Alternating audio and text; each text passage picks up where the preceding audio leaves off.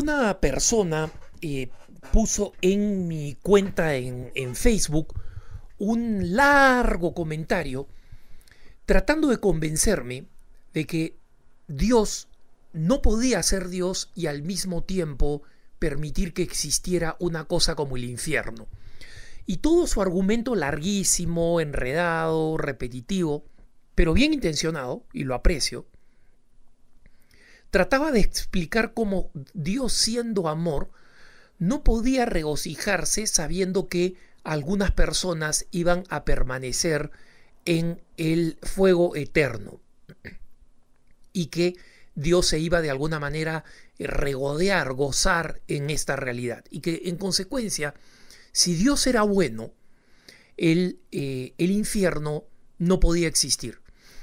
Este argumento lo han tratado de hacer algunos teólogos, ¿no? Incluso un teólogo más o menos importante, más que más o menos importante, en alguna ocasión trató de encontrar una especie de fórmula intermedia para tratar de compensar, digamos, la misericordia de Dios con la justicia de Dios, diciendo que el infierno existía, pero estaba vacío, que es lo mismo que decir que no existe, ¿no?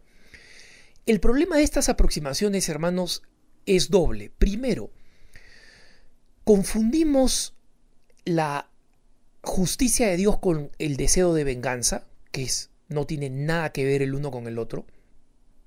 Y en segundo lugar, tenemos una visión muy física, muy racional y muy poco teológica de lo que verdaderamente significa el juicio final y las consecuencias del juicio final.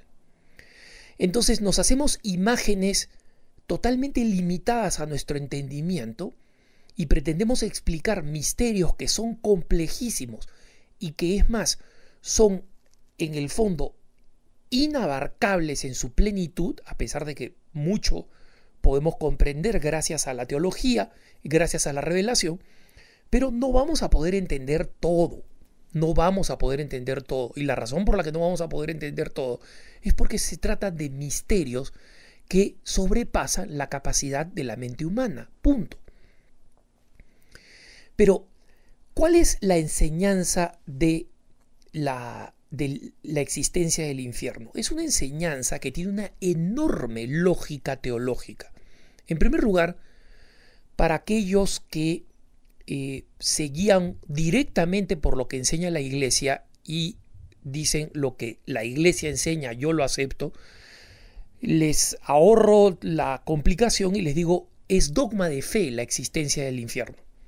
No es un tema sobre los cuales los católicos podemos discrepar o decir soy católico pero no creo en el infierno. Eso te hace no católico, te hace una persona que se quiere llamar católica, pero es una negación de un dogma de fe fundamental que está en el credo. Dicho esto, ¿cuál es la lógica del infierno? Nuestra vida aquí presente es una vida en la cual nosotros hacemos mérito. ¿Esto qué significa? Que podemos, utilizando nuestra libertad, sin ser violentados por Dios, colaborar con la gracia que Dios nos ofrece. Dios derrama gracias infinitas, abundantes, inimaginables, pero nunca esa gracia coacciona al hombre. Y por eso es que el acto bueno del hombre tiene mérito, porque ha ejercido su libertad en aceptarlo, en aceptar el bien y rechazar el mal. ¿Y quiénes son los santos, por ejemplo? Son aquellos que a través de la vida han ejercido su libertad, mortificando, negando las inclinaciones propias de la naturaleza pecadora que tenemos todos los hombres, y hemos ido diciéndole sistemáticamente sí, le han ido diciendo sistemáticamente sí a Dios, sí a su gracia, y en consecuencia han alcanzado una identidad de vida con Dios. Pero el tiempo para hacer mérito se acaba con la muerte. Y esto lo explica San Pablo muy claramente en una frase muy sencilla en Corintios, donde deja en claro que no existe ni la reencarnación, ni ninguna segunda oportunidad, ni siquiera posibilidad de hacer mérito personal una vez que uno ha muerto. San Pablo claramente dice, después de la muerte viene el juicio. Se muere una sola vez. Después de la muerte viene el juicio. En consecuencia, cuando la persona es juzgada en el juicio particular, ya está determinada cuál ha sido la consecuencia de su vida. Y la consecuencia de su vida es la misma que el Señor Jesús indica en los evangelios. Yo no lo juzgo, esa persona se ha juzgado sola. Entonces, una persona que sistemáticamente ha aceptado a Dios, ha obtenido como consecuencia de sus actos, no como un regalo irracional de Dios porque simplemente le provocó me cae bien y le voy a regalar el cielo. No. Es la consecuencia de su acto y Dios lo que hace es atenerse a su promesa. Tú estarás conmigo en el paraíso. En consecuencia, esa persona que escoge a Dios obtiene el cielo. Como el Papa Benedicto XVI explicaba en su hermosísima encíclica Espe Salvi, en el capítulo final dedicada al purgatorio y a la esperanza que nos da la existencia del purgatorio, cuando somos en cambio una combinación de cosas buenas y de malas, y hemos tenido un deseo de seguir al Señor, pero no hemos sido suficientemente coherentes, necesitamos un periodo de purificación para que todas aquellas cosas que no son compatibles con la presencia de Dios se vean quemadas o consumidas. En consecuencia, Dios es el equivalente a un fuego. Si nosotros somos fuego con basura por nuestros pecados, esa basura se tiene que consumir hasta que seamos fuego puro. Y en consecuencia, ese es el sentido del purgatorio. Pero ¿qué cosa pasa si es que una persona ha decidido a lo largo de esta vida optar por el mal? Sistemáticamente optar por el mal, buscar el mal, tener deseos, añoranzas del bien, pero hacer el mal, dejarse llevar por la lujuria, por la gula, dejarse llevar exclusivamente por el deseo del poder, de tener, de poseer placer. Lo único que ha acumulado es basura.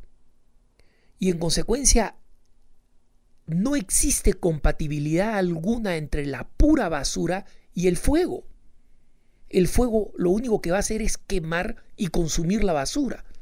Y en consecuencia, esa persona ha escogido y Dios le da lo que ha escogido, que es terminar en un basurero espiritual, que es básicamente el infierno. ¿Por qué el infierno se pinta como un fuego, como llamas, como azufre? No es que sea exactamente así, pero es representado así porque en ese momento, cuando un ser humano que ha sido creado por Dios y para Dios, como todos los seres humanos, no tenga otra necesidad más que la de Dios, porque va a ser en la próxima vida, y ahí no va a haber hambre, no va a haber sueño, no va a haber frío, no va a querer comer, no va a querer fornicar, no va a querer llenarse la panza, no va a querer ser vanidoso, no va a querer tener el carro, el coche, el vehículo de última moda, no va a querer ir a la máxima discoteca. La única necesidad que va a tener es la necesidad de Dios, y esa necesidad le va a ser negada porque él rechazó a Dios, no porque Dios lo rechazó a él, porque él rechazó a Dios.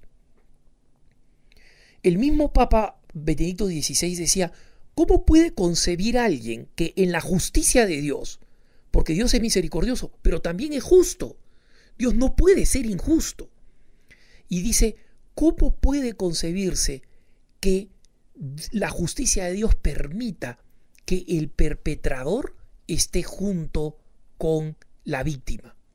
O sea, ¿cómo puede permitir Dios que un psicópata, adorador de Satanás, por ejemplo, como el carnicero de Milwaukee, para hablar de un criminal concreto, a quien no juzgo, murió, de repente se arrepintió en el proceso? Pero si es que nunca se arrepintió, este tipo que descuartizó seres humanos, se los comió, violó niños, ¿cómo puede estar en el cielo junto con esa criatura a la que violó, destrozó, torturó, con los padres a los que destrozó su vida, riéndose de lo que hizo, porque resulta que Dios no es justo y porque Dios es, entre comillas, misericordioso?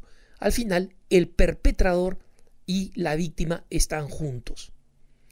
Un perpetrador se puede arrepentir, pero el arrepentimiento significa que su dolor y su conversión es tal que pierde la característica de perpetrador. Pero si es que no se arrepiente, ¿cómo puede estar el perpetrador junto con la víctima? Entonces el infierno es totalmente lógico, no es ninguna locura. Locura sería creer que la misericordia de Dios no es compatible con su justicia cuando la es. Dios es misericordioso, pero Dios no sería Dios si, por ser, entre comillas, misericordioso y satisfacer nuestra sensibilidad, fuera al mismo tiempo injusto. Que tengas un buen día.